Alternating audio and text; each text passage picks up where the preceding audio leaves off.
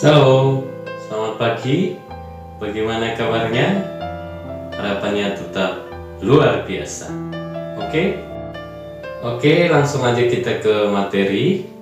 Dan sebelum kita masuk ke materi tentang ibadah, adapun tujuan materi ibadah ini, yang pertama kita harus bisa menerima dan mensyukuri karya Tuhan tentang satu ibadah itu. Dan yang kedua, menunjukkan sikap ibadah sebagai anak-anak Tuhan. Dan yang ketiga memahami apa itu ibadah yang sejati. Dan yang keempat, kita bisa menunjukkan sikap beribadah dalam setiap kehidupan kita masing-masing. Untuk itu langsung aja kita akan ke materi berikutnya tentang ibadah. Oke, kita langsung aja ke materi kita tentang ibadah atau ibadah yang sejati, terambil dari kitab Roma pasal 12 ayat 1 sampai 2. Dan perbandingannya adalah dalam surat Yakobus pasal 1 ayat 26 sampai 27. Nah, berbicara tentang ibadah adalah sikap tunduk kepada Allah sebenarnya, dan memberikan sesuatu hormat syukur kepada Allah dalam setiap doa, pujian, dan sikap kita.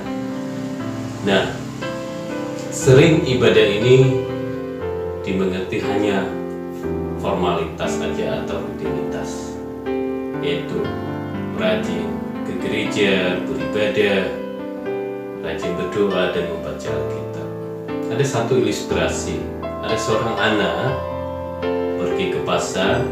Yang pertama, dia melihat orang tua yang tidur, yang sudah lusuh, dan dalam hati dia melihat, ya Tuhan, kenapa orang tua ini Engkau tidak menolong. Dan dia berjalan terus, ketemu dengan nenek-nenek tua yang menangis. Di dalam hati dia berdoa lagi, ya Tuhan, kenapa Engkau membiarkan nenek ini, berikan pertolongan. Dan yang ketiga, dia bertemu dengan seorang anak muda pemulung. Dalam hati juga dia berdoa dan memohon kepada Tuhan, biar Tuhan memberikan berkatnya dan menolong anak pemulung ini. Tetapi itu satu ilustrasi bagi kita sebagai orang percaya, tidak hanya sampai pada doa dan memohon kepada Tuhan, tetapi ibadah yang sejati itu harus melakukan. Dan di dalam surat Roma pasal 12 ayat 1 sampai 2, Roma itu ditulis oleh Rasul Paulus, dan Rasul Paulus memberikan pengertian tentang ibadah yang sejati. Ibadah yang sejati adalah ibadah yang memberikan tubuh, hati, dan pikiran kita kepada Tuhan. Jadi hati dan pikiran kita itu harus sama harus sepikiran dengan Tuhan. Itu yang pertama, ibadah yang sejati, menyerahkan. Jadi hal-hal yang berguna, hal yang sesuai dengan kehendak Allah, kita harus kejar itu.